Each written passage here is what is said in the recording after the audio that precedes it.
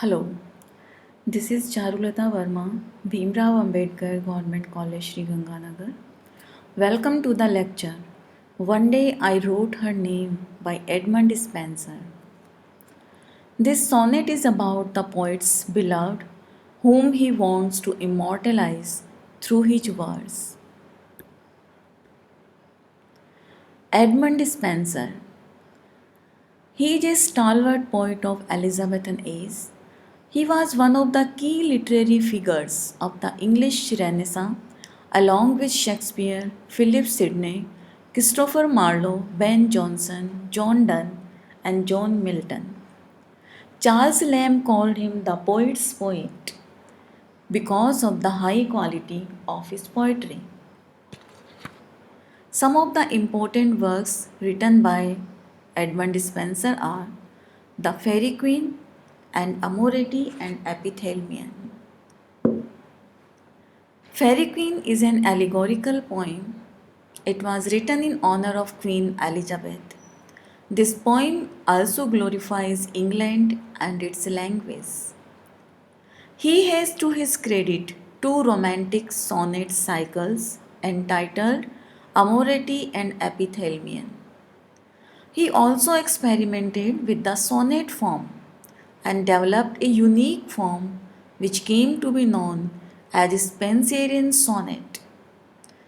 This sonnet is a sonnet with three interlocked quatrains and a couplet written in iambic pentameter having the rhyming scheme of AB AB, BC BC, CD CD, EE. This poem is taken from Amoreti and Epithalamion. It's a love sonnet numbered 75 in a volume called Amoreti and Epithalamion. This volume contains 99 sonnets in all. The theme, as you know, it's about the poet's beloved whom he wants to immortalize through his poem. The poem is written in iambic pentameter having the rhyming scheme AB AB CD CD EF EF GG. Now let us move to the poem, the text of the poem. One day I wrote her name upon the strand, but came the waves and washed it away.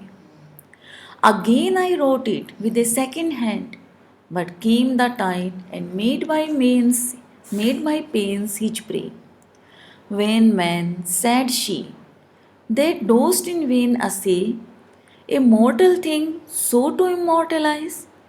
For I myself shall like to this decay, and eke my name be wiped out likewise. As you see, the sonnet opens in a perfectly romantic setting. The lover and the beloved, they are sitting on the sea beach. The poet lover, in an exalted mood, is trying to write his lady's name on the sandy beach. But the sea waves, they came out and they wiped it out. He makes a second unsuccessful attempt. Watching him doing this, writing her name again and again on the sea beach, the beloved intervenes by calling his efforts as vain man. She further reprimands him for his futile enterprise of trying to immortalize a mortal being. But the lover refuses to give up, as he firmly believes that the baser physical things may die, but the spiritual beauty of his beloved can certainly be eternalized by the power of his poetry. And he says, not so, quoth I. Let baser things devise to die in dust, but you shall live by fame. My words, your virtues, rare shall eternize, and in the heavens write your glorious name, where, when as death shall all the world subdue, our love shall live, and later life renews.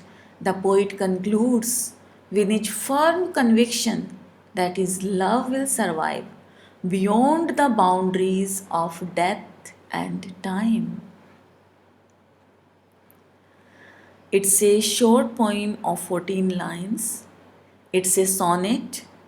It's an Italian sonnet, also known as Petrarchan or classical sonnet. Italian sonnet is divided into two parts. The first is octave and the second one is sestet. The first part of the poem, that is known as octave, it contains a stanza of 8 lines having the rhyming scheme ABBA ABBA, and the concluding part, that is sestet, it's a stanza of 6 lines having the rhyming scheme CD CD CD or CDE CDE or CDE DCE. There is a distinct pause or caesura at the end of octave, followed by a turn in thought that is known as volta. Here I have also taken some of the words from the poem for your quick reference. For example, strained, that is bank, prey, victim, assay, verify, eek, a shrill cry of fear, devise, invent, subdue, suppress or pacify. The rhyming scheme is strained rhymes with hand, away with prey. So here it is AB AB. Again, essay rhymes with decay and immortalize, say. Likewise, so in this way, the rhyming scheme is AB AB CD CD EE EF EF GG. Some of the poets, they have also written on the theme of sea. For example, Matthew Arnold, an English Victorian poet, he has written his famous poem Dover Beach, and the poem is also about sea. The sea is calm tonight. The tide is full. The moon lies fair upon the straits. On the French coast, the light gleams and is gone. The cliffs of England stand, glimmering and vast, out in the tranquil bay. Here, Arnold in this poem expresses his grief and he laments for the rapid and inevitable decline in religious faith in the mid 1800s. Similarly, an English poet and novelist, Philip Larkin, he has also written a poem, and that also is upon the theme of sea. Here in this poem, the poet celebrates the English tradition of heading to the beach with the family to enjoy the annual pleasure, happy rite of a trip to the seaside. To step over the low wall that divides road from concrete walk above the shore brings sharply back something known long before. The miniature gaiety of seasides. Everything crowds under the low horizon. Steep beach, blue water, towels, red bathing caps. The small hushed waves repeated fresh collapse up the warm yellow sand, and further off a white steamer stuck in the afternoon. Still going on, all of it still going on. Similarly, Lewis Carroll, an English writer of children's fiction, and he is famous for Alice Adventures in Wonderland. He has written this poem, The Walrus and the Carpenter, in a light mood. The sea was wet as wet could be. The sands were dry as dry.